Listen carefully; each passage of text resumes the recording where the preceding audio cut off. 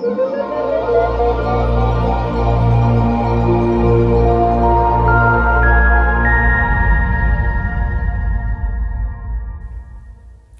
everybody, I am Laura Fobler and I help parents with what to say and how to respond when anger, hurt or conflicts are present, so they create closeness, connection and a strong bond with their child. In this free video, I'd like to discuss a parenting style that is based on equality. Yet, our world is filled with power systems, which is the exact opposite. Some people ask me, if I use a parenting style that is based on the equality of people, which means no rewarding and no punishments, and embraces the good intentions of others, won't I complicate my child's life? After all, our world is nowhere near an equal world. So won't this be contradictory from my child's perspective and therefore confuse them? Unfortunately, it is true that the majority of our world is still based on inequality.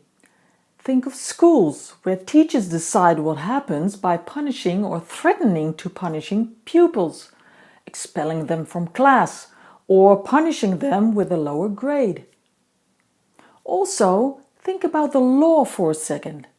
Whoever decides not to abide by the law faces a confrontation with the police or receives a ticket.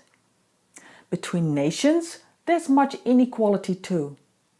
Some countries impose consequences on other countries for disobeying their rules, shutting them out from international bodies or placing an embargo on them. Some people say that we need to toughen our children up. By this, they mean that we need to shape them into less emotional people, so that they will be able to cope with this world much better. Well, it will not surprise you that I totally disagree with this idea. To start with, it's impossible to make a person less emotional. We all have emotions, whether we like them or not. However, you can encourage your child to neglect their emotions. That's not so difficult at all. When you keep neglecting your child's emotions for a long period of time, you will undoubtedly toughen up your child. That is, make them form a protective shield, a mask behind which your child can hide from the outside world. This way, the bad guys of this world have less influence on your child. And although this is true, please be reminded that there are two huge downsides should you choose this strategy.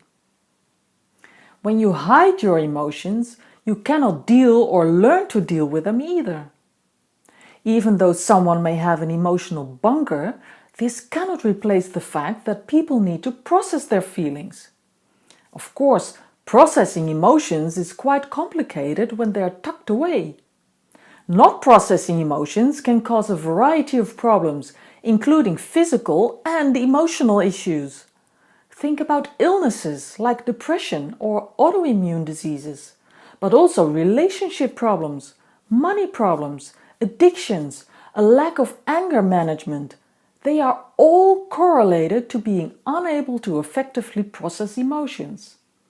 After all, emotions signal needs. When you feel hunger, your body has a need for food. Loneliness is a signal for connection, and so forth. When you hide your emotions, you cannot know what you need, and your needs may start a subdued existence, with all the associated consequences. Your child will protect themselves from all influences, including the beneficial ones. Is that what you truly want for your child? After all, that is what bunkers do. They protect you no matter what. When children are young, they haven't had the opportunity to develop a protective shield. It's especially in situations like this that children need someone who helps them cope with their emotions, so they won't be a problem later in life. Personally, I'm so grateful that I now know how to offer my child a safe emotional haven. This way, I can hopefully limit the amount of emotional damage caused by power system that she's exposed to in our world regardless. I've been offering my own child a safe emotional haven for a long time. And I can now see a young woman who is very skilled in managing her own emotions as well as managing others' emotions. She's very assertive and determined to fight injustice and equality in this world, even though she sometimes has to deal with this unfortunate phenomenon too. Author L.R. Nost says the following about this topic.